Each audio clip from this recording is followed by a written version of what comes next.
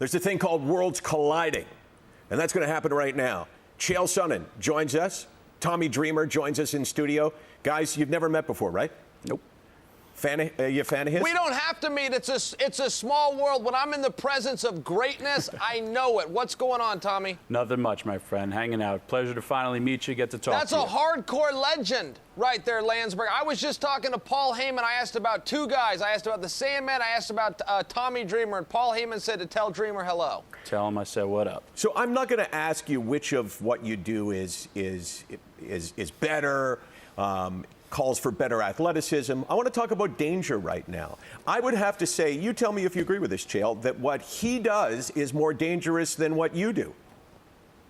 For sure, and he agrees to it ahead of time. These guys from the ECW days, man, they changed wrestling. When you're coming out with those barbed wire and bats, everything, Landsberg, I went through a tryout for professional wrestling, and the one thing I took away from it was a 3-day tryout. The one thing I took away from it and came home and told my dad when I left Atlanta is I watched them tear down a wrestling ring one time. I said, Dad, that ring is made of nothing but plywood, steel, and the ropes. All of us were told it was a trampoline underneath. It's all that. None of that's true, man. Those guys are putting their lives on the line for our entertainment. He wins the danger contest. Well, here. I mean, the truth, and the crazy contest. Right. But the truth is, Tommy, that what you do in this scheme of, if you want to say it, professional athletics, is probably the most dangerous thing going. Probably more dangerous than anything. I mean, the list of guys that I'm sure you called your friends and guys that you grew up with in this is pretty lengthy when you talk about guys who passed away. Forget about injuries, just dying. Yeah, there's what we do isn't natural. We're told to fall backwards. Don't put your hands up. We're told to fall forward. Don't put your hands up. And like he said, you know, for me, like this past weekend, I told a guy, hey, I'm going to pick you up and I'm going to throw you through a table, hoist you on my back and drive you through a table. And he had to trust me that I would do that the right way. And same with, hey, I'm going to pick you up by your throat, spike you to the floor like a football, and you're probably going to be like 7 feet in the air, and I'm going to throw you down as hard as I can. Okay, do it. There is, again, but this is something I've loved since I'm 9 years old, and it's something that has captivated me and still made me a fan. So it's like we were discussing before. That work ethic, that passion for what you do is just, that's what drives you. So let me ask you this question, and I'll ask you the same thing, Chael. Are you willing to sign off, and I'm sure you do sign something, to say, you know what, if I lose my life doing what I love, I'm okay with that? Would you sign that, make that deal? Yes, 100%.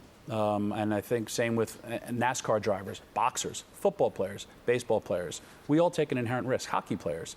So, I mean, it's the inherent risk we take. Some do it for the financial reward. Others do it for the love of the game. And if it happens, it happens. Chael, what about you? You make that deal? Well, that is actually true from a literal standpoint. There's something called a hold harmless agreement. And I don't say that from a macho bravado standpoint, but it's a contact sport. Landsberg, let me ask Tommy Dreamer a quick question.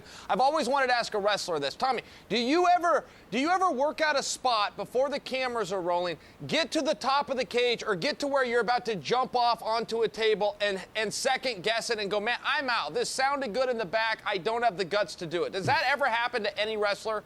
I know that's never happened to me. I know a few people, like when they were doing the Hell in a Cell, when they finally made themselves, the Elimination Chamber, when they made their way up there, they was like, dude, that's pretty high. It was actually Rob Van Dam. He's like, that's a lot higher than I thought it was.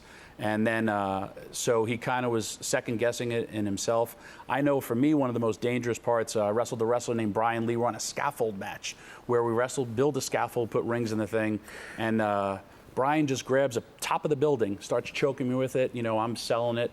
And then we come down and win the match. The owner of the building comes up to me and he goes, you know that cord that he pulled out? That held all the electricity to this building. I don't know how you two just didn't just electrocute yourselves in the middle of the thing. And we were like, oh, well, we'll never do that again. But again, that was just stupidity. But I've never had any second guess. I've had second guesses afterwards. Like I just said, this past weekend, I just wrote it on Facebook, my last ever choke slam, because I felt this pain. And unlike a UFC, or if I was a running back for the NFL and the coach says go straight, and my knees don't allow me to go straight, and I wanted to go the side, but if the play calls to go straight, at least in professional wrestling, I can have a guy go for a choke slam and say, you know, counter out of it, or I could also say, hey, don't choke slam me. Chael, have you ever had second thoughts? You can't pull out, but have you ever thought, I wish I could? And specifically against John Jones, a fight that many people said, probably should never have happened. But you're such a great promoter that people will put you in the octagon against almost anyone. Did you ever think, man, I don't want to be doing this? You know what? I think in every single fight, no more in the John Jones fight versus some other opponent. I do remember specifically on an indie circuit, I was in Chicago. I was fighting in a show against this guy named Terry Martin, and Terry came to the ring. I was in there first. He came in second. There was nobody there. It was a ghost town. We weren't being paid money, nothing. I remember looking across the ring and thinking, now, why are we about to fight one another? I remember thinking that just as the referee said, are you ready? And I just remember saying, yeah. But that was one night where I really thought, why are we doing this? What happened in the fight? I whipped Terry Martin. What do you mean what happened in the fight? Get a look at this, Landsberg. You want to know the truth? I lost that fight. Terry Martin beat me that night. So if Terry Martin's watching this, good for you, Terry. You shouldn't expose it because I totally thought you won. Dreamer, Sonnen, pleasure talking to you guys. Thank you again for having me.